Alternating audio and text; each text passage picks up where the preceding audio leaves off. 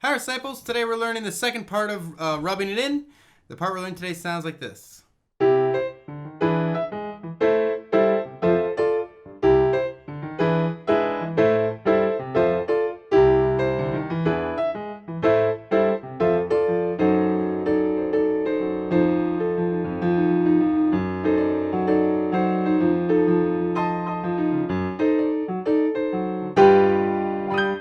And we'll go on back into the part that you already learned. So I know that seems like a lot, and I'm dressing it up a little bit and making it a little bit fancy, but it's actually just 3 parts that are really simple when you break it down. So here's the first thing that you're going to want to learn. I'll play just the first part. It sounds like this.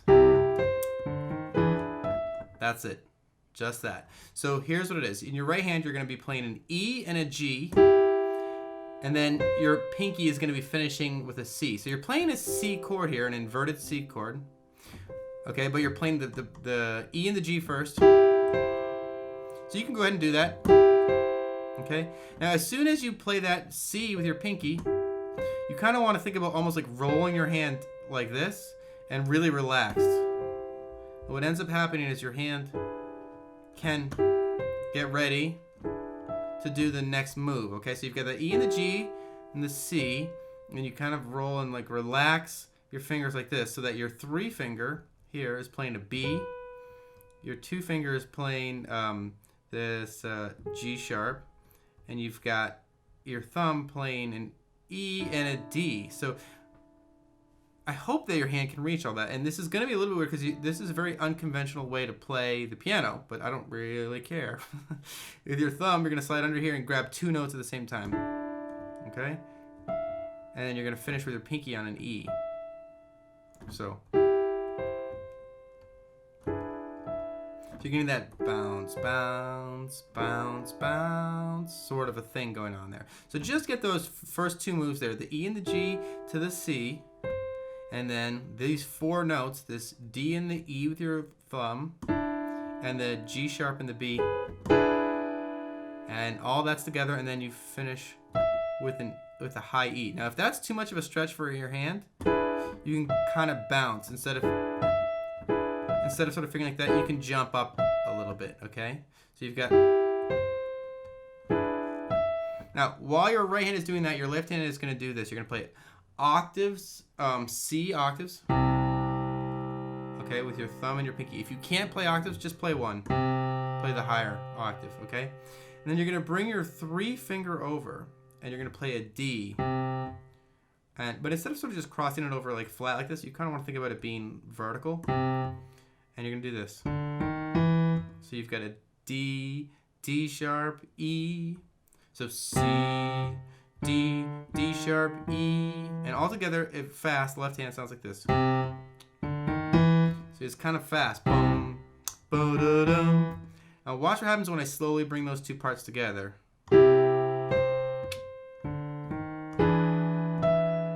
So you literally want to just practice those two moves together until you got that little chunk. So I'm kind of like hearing a little like a snare drum. Okay, so I'm going to show you the next part. I'm going to leave it to you to figure that part out there, okay? So you've got... Now what you've got is... You've got this like really fast with the left hand. So let me show you the left hand first. You've got that G sharp into an A. G sharp into the A. And then you're going to walk down G and then F. So it's... That's actually pretty simple with the left hand, right? So here's the whole first 2 parts. Boom, ba-dum, then octaves if you can. If you can't, just 1. Do, do, do. So watch what happens when I add what the right hand's doing in.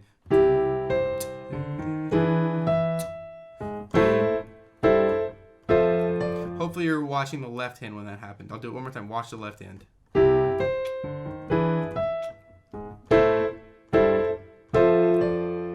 But it still sounds right, even though this kind of sounds a little bit dorky by itself. But when it's all together, it sounds right, all right? So here's the right hand for that part. So you've just played.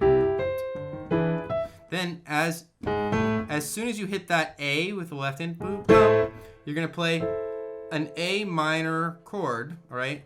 And you're gonna play an E. It's an A minor chord, but you're gonna play an E, an A, a C, and an E. That's all with your right hand. If you can't reach that, you can take some of these notes out. Probably want to take out the low E.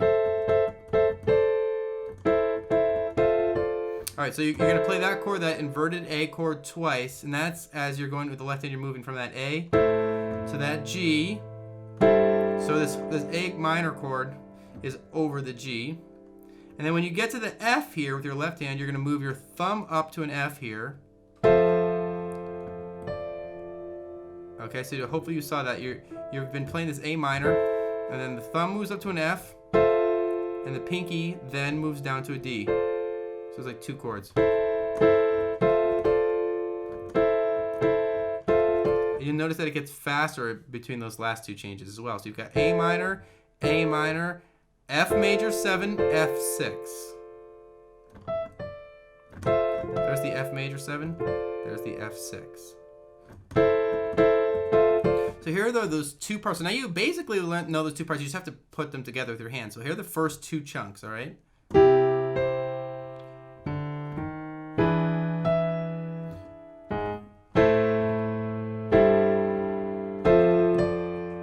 And I'm just playing it with my pinky. I'm not lifting up the chord and playing it twice.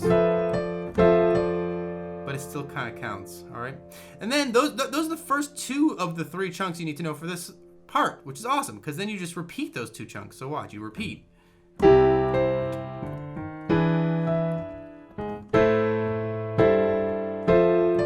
And guess what? You repeat again.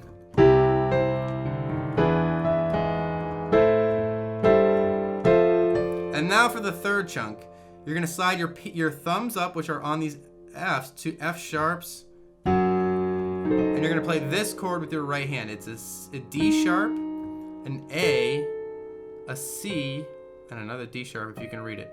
Reach it. Read it. And this is a part of the song, if you know the song. Don't try and bring me down. And you see when I change there, the only thing that moves is the left hand goes from the F sharps back to the F, and the right hand stays where it is, which is pretty sweet. Don't try and bring me down. So what you're kind of doing, if you want to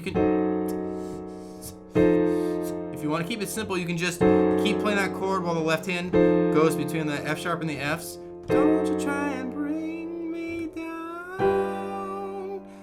I'm sort of reinventing my own song. So the last thing that you end on after a couple of those back and forths is that you're going to play G's in the left hand. All right, you've got, with your thumb, you're going to do this little trick that I like to do. An F and a G. Okay, I know that's a little weird. A B, and a D sharp. Those are the key notes. If you can reach another G, you're going to get a little bit of extra emotional juice out of this whole thing. G at the top. Oh, my doggy wants to come in. I'm going to let him in soon. Oh, actually, he wants to go outside and play with our neighbor's dog. Anyway, I got to finish this. So that's pretty much it. Let me show you a review of all 3 parts. Oh, Ringo, bad timing. Okay, so watch. Ready? You've got this C chord. The 3 finger comes over. This slides into the D7. You can do this little G sharp into A minor chord in the right hand, F major 7, F6, and you repeat. Now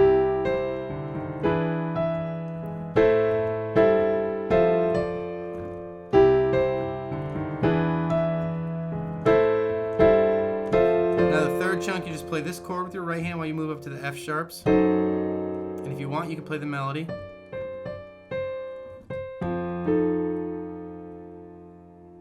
I'm going to let you do that with your ears, okay? I'm just going to show you the chords. Pretty much it means involving this 4 finger on the D every once in a while, okay?